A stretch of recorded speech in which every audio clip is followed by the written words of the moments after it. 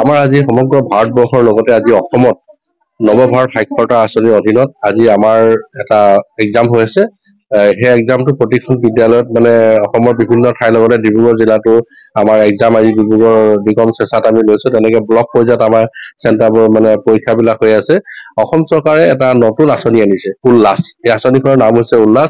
এই আঁচনিখনৰ জৰিয়তে এই আঁচনিখনত মানে 15 বছৰ বয়সৰ ওপৰত যিসকল নিৰক্ষৰ সেইসকলক শিক্ষা দিবৰ কাৰণে, সেইসকলে লেখা পঢ়া কৰিবৰ কাৰণে, নিজৰ নামটো লিখিবৰ কাৰণে, আবেদনখন ফিল আপ কৰিবৰ কাৰণে চৰকাৰে খুব জোৰদাৰ প্ৰচেষ্টা কৰি তেওঁলোকৰ মানে হেৰিয়াত মানে প্ৰচেষ্টাত মানে যাতে কোনো নিৰক্ষৰ লোক যাতে থাকি নাযায়, বাদ পৰি নাযায়, তাৰ ক্ষেত্ৰত গভৰ্ণমেণ্টে কি কৰিছে, এখন উল্লাস আঁচনি আনিছে। এই উল্লাস আঁচনিখনৰ আজি পৰীক্ষা এটা লৈছো আমি। এই পৰীক্ষাটো আমি লৈ মেলি আজি 22 তাৰিখে সকলো ঠাইতে আমাৰ এই পৰীক্ষাটো চলিছে। গতিকে আমি আজি দিগম চেষ্টা বাগানত উপস্থিত হৈছো।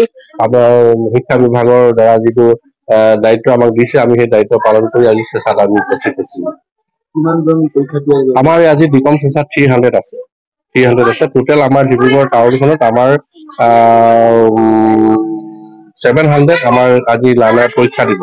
তেনেকে ধৰক আমাৰ বৰগুৰাত আছে, জামিয়াত আছে, বিহাটিঙত আছে, মানে পাৰ্ট য'ত যেনেকে আছে। আটাইতকৈ বেছি আমাৰ ভাল হৈছে কি যে দিগম চেঁচা বাগানে এটা ভাল পদক্ষেপ লৈছে। এই পদক্ষেপটো যদি প্ৰতিখন বাগানে লয়, তেতিয়াহ'লে আমি ভাবিছো নিশ্চয় যে নিৰক্ষৰ লোক যাতে থাকি নাযায়, তাৰ কাৰণে যিটো পদক্ষেপ এইখন বাগানৰ কৰ্তৃপক্ষই যে দায়িত্ব ললে বা তেওঁলোকক এটা যে মানে এটা সুবিধা দিছে, এই সুবিধাটো দিয়াৰ কাৰণে আৰু আমাকো সেই আঁচনিখন সফল কৰিবৰ কাৰণে যিটো তেখেতসকলে প্ৰচেষ্টা চলাইছে, আমি তাৰ কাৰণে দিগম চাহ বাগানৰ কৰ্তৃপক্ষক আমি ধন্যবাদ দিছো। আৰু শিক্ষা বিভাগে যিমান পাৰো আমি সিমানেই তেওঁলোকক আমি নিৰক্ষৰসকলক সাক্ষৰ কৰাৰ উদ্দেশ্যে আমি আজি পৰীক্ষাটো কৰিছো।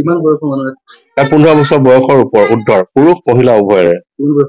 আমাৰ 15 বছৰ ওপৰত যিমানেই হ'ব 90, 100লৈকে তেওঁলোকে পঢ়িব পাৰিব। তেওঁলোকে ইচ্ছা থাকে তেওঁলোকে পঢ়িব পাৰিব।